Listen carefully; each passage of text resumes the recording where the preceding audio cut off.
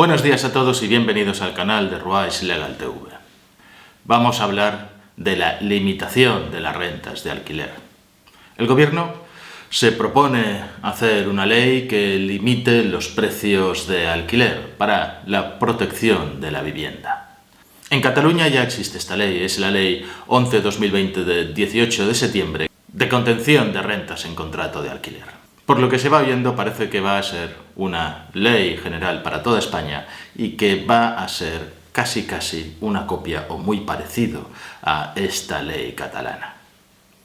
Esto me entristece. Me entristece bastante que tengamos que hacer una ley de limitación de precios de alquiler. Ya sabemos que en España somos mayoritariamente pobres. Tan pobres que necesitamos regular los precios de la vivienda de alquiler, de la misma forma que se reguló en un ambiente de posguerra en los años 1950. Bueno, de la misma forma no, de otra forma muy distinta, pero al fin y al cabo se trataba de lo mismo, de proteger el derecho de los ciudadanos a una vivienda digna que pudieran pagar.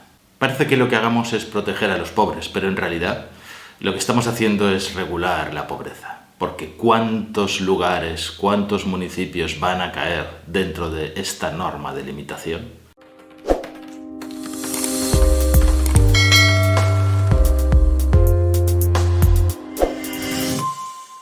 La norma no fija un precio unitario, un precio de tanto el metro cuadrado, tanto la vivienda de alquiler de tantos metros, tanto la otra, sino que se fijan parámetros para todo.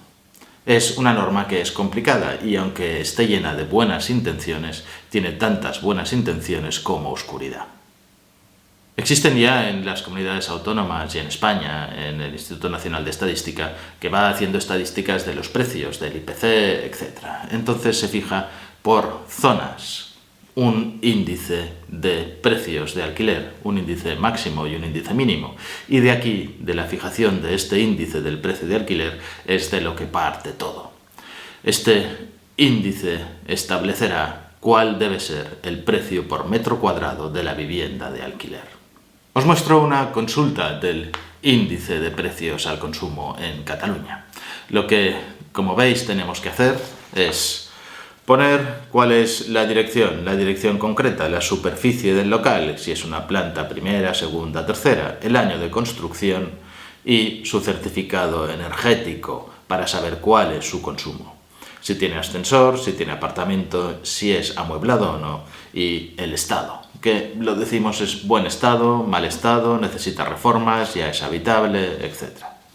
Y al final esto nos da un resultado y el índice sería de 16,86 euros por metro cuadrado con un área inferior y una área superior.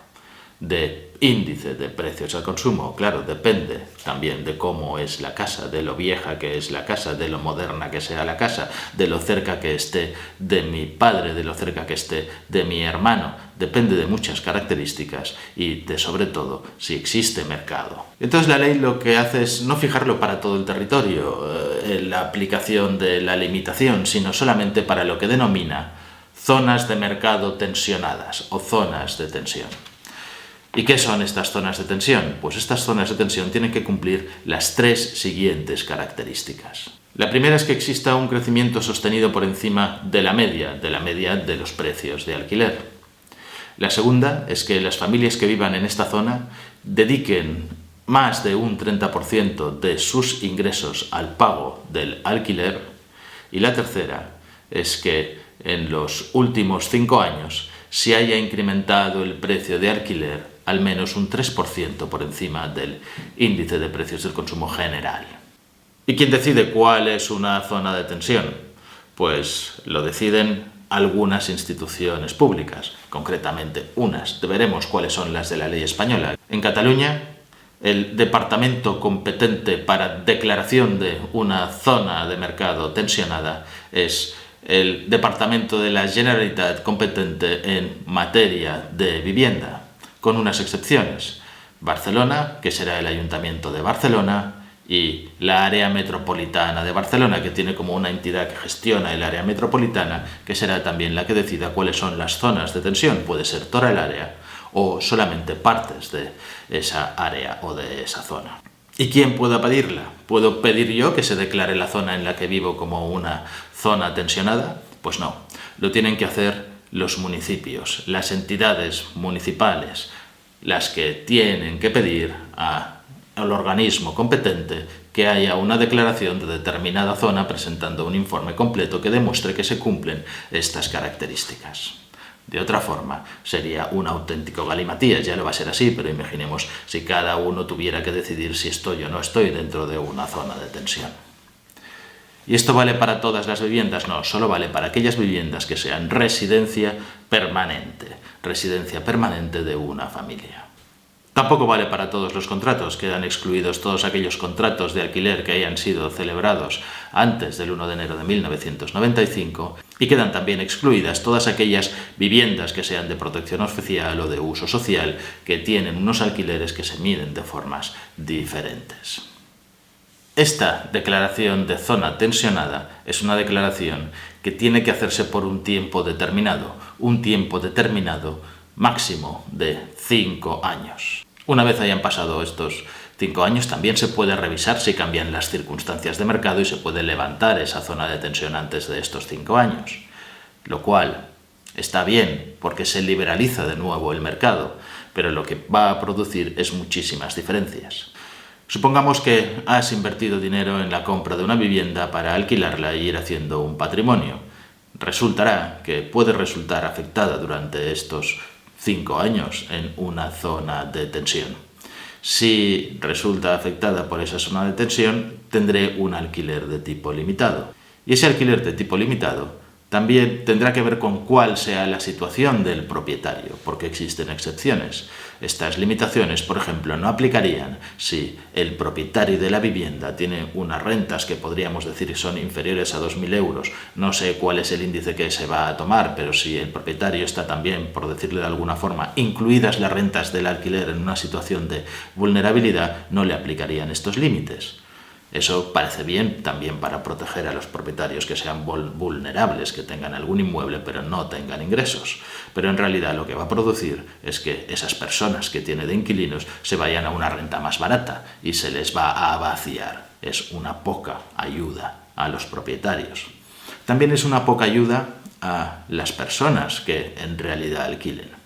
Porque tú puedes alquilar a un precio limitado, puedes alquilar por 5 años una vivienda y ocurrirá que si de repente esa zona deja de ser una zona de tensión, ya no tienes límite. Si tú has adaptado toda tu economía a una renta determinada que viene limitada, de repente puede que ya no sea así, de repente puede que se liberalice el mercado y tu alquiler y donde vivías y tu planificación se vaya toda al traste.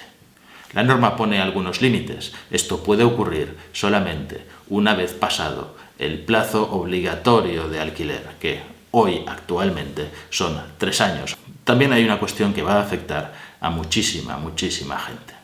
Esta ley también aplica esta limitación al alquiler de habitaciones. Si uno tiene un piso relativamente grande y lo alquila por partes, alquila 2 habitaciones o 3, también viene limitado por lo que podría ser o debería ser el precio global limitado. Es decir, si nosotros hemos alquilado 3 habitaciones por 200 euros cada una y resulta que el precio global tendría que ser de 400, tendremos que reducir la renta de todos los inquilinos que nos alquilan estas habitaciones.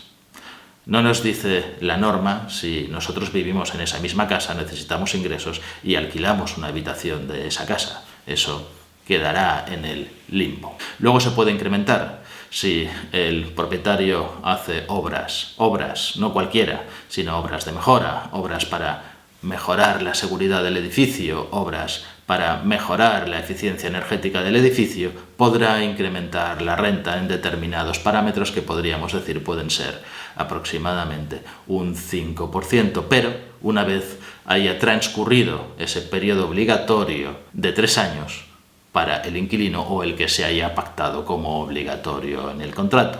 La realidad es que probablemente ningún propietario vaya a gastarse dinero para hacer algo que no puede recuperar de una forma clara. Dice la ley en su preámbulo que la reactivación financiera, la reactivación de la economía mundial ha producido que los precios de alquiler se disparen en muchas de estas zonas. Es cierto.